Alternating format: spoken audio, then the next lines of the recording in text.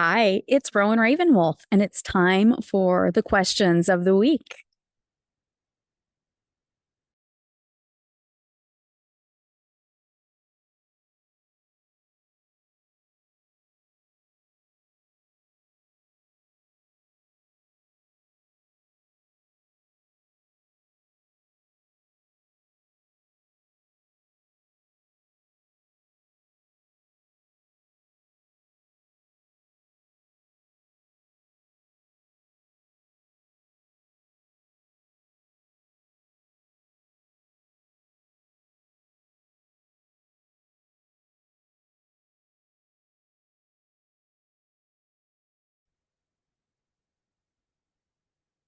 Hello, Rowan Ravenwolf here with Triple Goddess Apothecary and Reiki. So I'm enjoying outside, even though it is really, really hot and humid, and um, but I don't want to not spend time outside. And it is before I'm gonna go for a walk and melt because, like, that's what we do when it's hot, right? So, welcome this week. You have just me. I don't have any special guests. So I got a couple questions, and so I'll start with the first one. The first question is I had somebody ask, is every witch a Wiccan? So during an earlier event I had this week, I had a couple people who were all Wicca, and everyone's like, well, wait, what? So not every witch is a Wiccan, and not every Wiccan is a witch. So Wicca started by Gerald Gardner in the 1950s, and it is a recognized religion, which is fabulous. I read most of the books that you can get your hands on. Well, not anymore, but initially, like most of the books you could get your hands on were written by people who were Wiccan.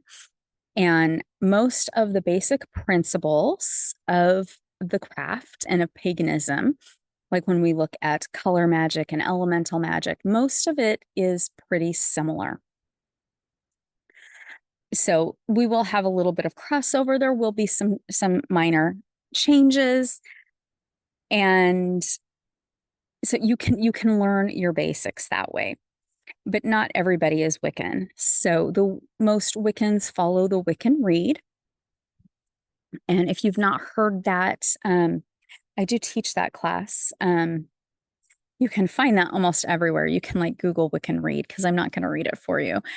So, but not everybody practices. So I did start out learning Wicca, but not all of Wicca resonated with me. There were certain things I wanted to do a little bit different. And now I have my path, and I consider myself more of a traditional witch. So keep in mind, you will hear people say, oh, I'm eclectic. Oh, I am um, Alexandrian. So there's a lot of different types of Wicca. But then you've got a lot of different types of witchcraft in and of itself. And then you're going to have different things under the big giant umbrella that is the occult. And probably like there's so many new developments and everything coming out that you'll run into a lot of people who are not part of Wicca, and you'll run into people who are strictly Wicca and follow the Wiccan Rede and probably follow specific Wiccan rules, whether they're Gardnerian or Alexandrian, whichever branch of Wicca they happen to be following. So the other big question I had this week was somebody was saying, my spells don't work. What am I doing wrong? So the first thing you want to ask if you don't think your spell casting is working is, what energy did you have when you were casting your spell? So let's say you're an empath, you happen to go to a grocery store or a clothing store, you're getting gas, and someone near you has maybe angry energy or sad energy, and you pick up on it, and then you come home and you do a spell, and you did nothing to ground yourself or to cleanse yourself before you did your spell, you're bringing that energy to your spell casting. And when you're bringing that energy to your spell casting, you don't know what like it's going to do to your spell. All right. So you want to make sure that before you do any spell casting, make sure you are grounded and centered. That's the most important thing. So I know almost every person in in the community will tell you, make sure you are grounded. If you want, follow the moon cycle or the day of the week. So make sure that if you're bringing something to yourself, it is new moon or after new moon. If you are removing something, sending something to somebody else, or sending something away from you, full moon and after the full moon. All right. So that's really important. Personally, I think the moon energy is very important when we are spell casting. So I think that's like one of the most critical things. However, there are times like I've done healing spells for other people, and it has not been a time that it's going to them. So that's when I use my moon water, or I will do the healing spell on the day of the week. Now, with healing spells, you want to do them as quickly as possible, because if you wait too long, their health could get worse, or for, healing spells you don't want to mess with. You want to do those as quick as you can. So kind of keep that in mind. Like, how urgent is this spell? Is it something that can wait for the next moon cycle? Is it something that you need to do right away? But go into it making sure you are grounded and you are centered. I highly recommend Sandra Kine's Book of Correspondences. It's that huge book. I have done a book review on it. So go through my videos, find that book review. It is a resource. You don't need to read the whole thing. I'm a geek. I did read the whole thing. I don't have it memorized. I still have to open up to specific pages. So it's got intentions. It's got herbs. It's got crystals. It's got the moon cycles. It's got the days of the weeks. It's got deities and all of their correspondences. So that will help you as you are working on your spell. I like to sit and figure out, how am I going to do this spell? Am I doing candle magic? Am I going to do something with earth? Am I doing something with the wind? Is this something with water? Is it something with fire? I figure out how I'm going to do my spell. Once I figure that out, I write my spell and I plan it out. I actually plan my spells out ahead of time. And then I set them. So then I'll be like, oh, this is a spell I need to do on Wednesday. This is a self-love spell. I'm going to do this on Friday. So I plan out my spells for the day of the week or the moon cycle. The best is if you can plan it with the day of the week and the moon cycle, then you're going to have that outside celestial energy that can help boost your spell. So you do want to do some of that too. So keep that in mind.